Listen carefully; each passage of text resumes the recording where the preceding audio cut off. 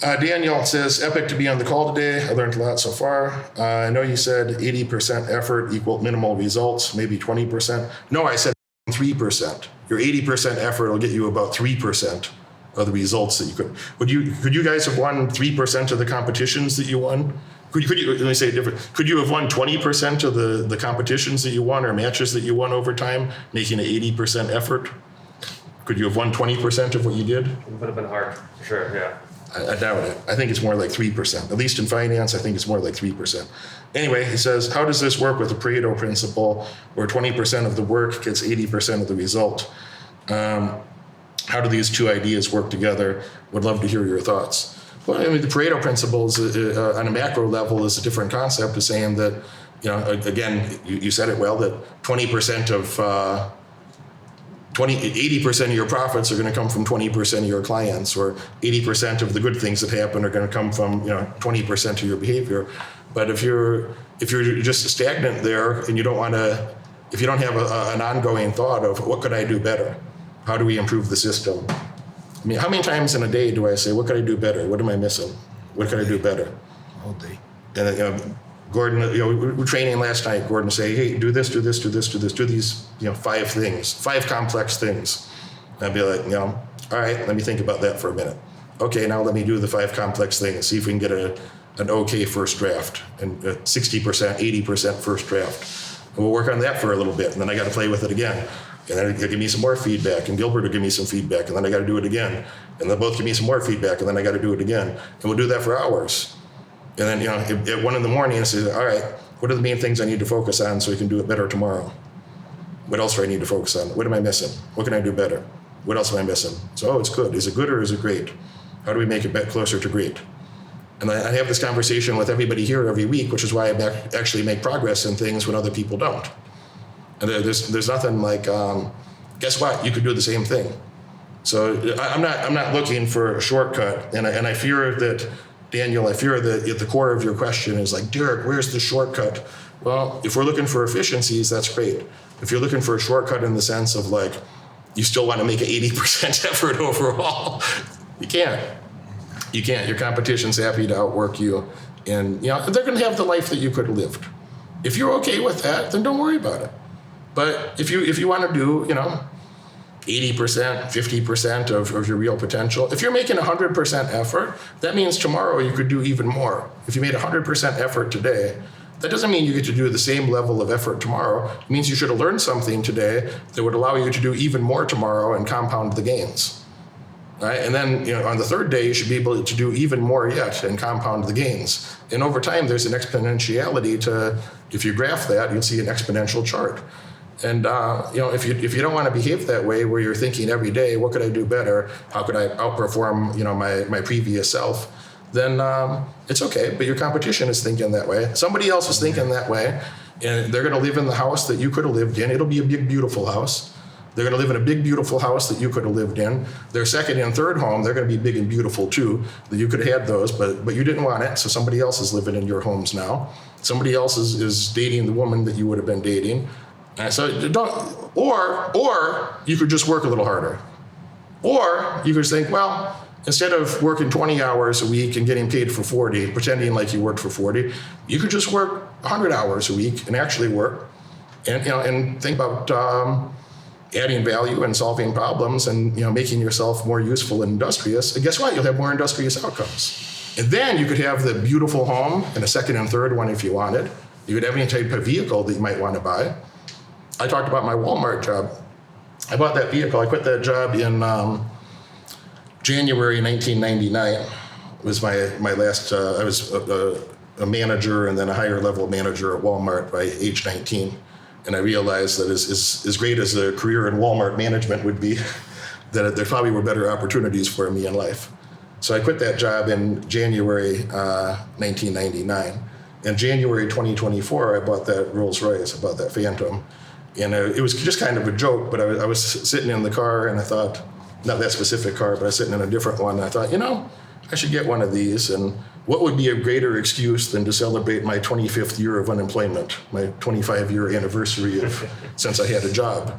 And it just happened to be, is synced up that way. It says, so I bought myself an $800,000 car to celebrate my unemployment. But you can do that too. And then some people say, like, Derek, did you trade in the Maybach? No. I don't need to trade in the Maybach to buy the Phantom. You have both. And so on and so on. You can have whatever you want, guys. You can have whatever. I'm not even really a car guy. You don't hear me talk about cars too much. I'm not really a car guy per se. But the point is, you can have whatever you want. You have nice homes. You can have nice anything. You have whatever type of woman that you want. She's going to treat you good. I mean, it's a very different lifestyle. It's a very different lifestyle. And if you're not willing to earn that, we talked about Buffett a couple of times. The guy in the middle over there, that statue in the middle, is Charlie Munger, which is Warren's business partner. And Charlie said, the best way to get what you want in life is to deserve it. He said, how would the world be so insane to go highly rewarding a bunch of undeserved people? It just doesn't work that way. So stop thinking about a shortcut. Stop thinking about, there's shortcuts in the sense of like, how can we make things more efficient? How can we do it better? But stop thinking of a shortcut as like, I'm gonna slack off and not make an optimal effort, but expect an optimal outcome. That's not reality. That's not how things work, ever. It's not gonna work that way, ever. You ever see a lot of, astounding outcomes, amazing outcomes from a lazy person? You tend to see much of that? Never, no. Yeah. Yeah, don't fall into that trap where you think that's... Besides the lottery. Yeah, and what happens to those lottery winners? Have you ever seen the stories of these people? Broke again. Yeah, quickly. Some of them end up dead. There's all sorts of crazy stories where, they go on these spending sprees and they buy shit for their family, and then the granddaughter will get into a car accident or kill herself. That was one of them. Some of the lottery winners commit suicide later, that they're so depressed by their bad decisions. A lot of them get suicide. Yeah. Yeah, there's a well above average rate of lottery winners that committed suicide later. Yeah. And they end up broke, file bankruptcy, all sorts of problems. One guy, I seen a documentary about this, the guy he's buying fancy vehicles and hanging out at strip clubs with a lot of cash. So of course he gets robbed and all sorts of problems. They all get divorced. There's all sorts of problems. If you don't know how to manage money, and then somebody gives you a lot of money, it's going to just cause chaos. Yeah, you can cause more trouble in your life. Might make it worse, not better. Maybe some final thoughts. What would you encourage them to do, Gilbert, to have better outcomes, something closer to a championship outcome? What sort of behaviors does a person have to engage in? It's the same thing I teach my kids. I have two kids. One is very strong, not as athletic. The other one is super athletic. And the only thing that I encourage these boys is to do a lot of effort. Effort, like Gordon was saying, studying, the mental effort and the physical effort too. So I think if you want to get anywhere in life, you want to be successful, you need to get on the highest level, you need to put on a lot of work, that's be reading, doing your homework, getting a good coach, getting involved, getting around good people, high level people, and put on the work, gotta, at least you don't need to work super hard your whole life, but you need to get those next, 3, 5, 10 years, I'm gonna put on a lot of work, so I'm gonna have a better life, and put in the work. And I think a thing to really not be understated is that life in general is a marathon rather than a sprint. It's very easy to be disciplined for 6 months, for a year, for 2 years. Try being disciplined for 5 years, for 10 years, for 20 years, for 30 years.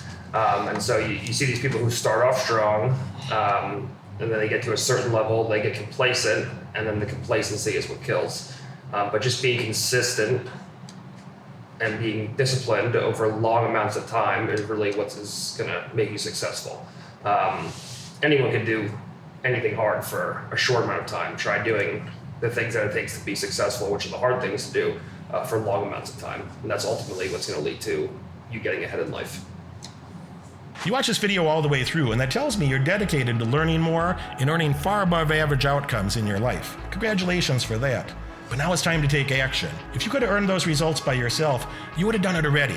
My head coach has opened up a few spots on his high-demand calendar for an in-person, one-on-one strategy session to help you. On this call, we'll give you the pragmatic advice that you can implement tonight to get laser-focused on the right metrics and leave mediocrity far behind in your past. Click that link right now in the description below and apply for your call immediately. Do it now.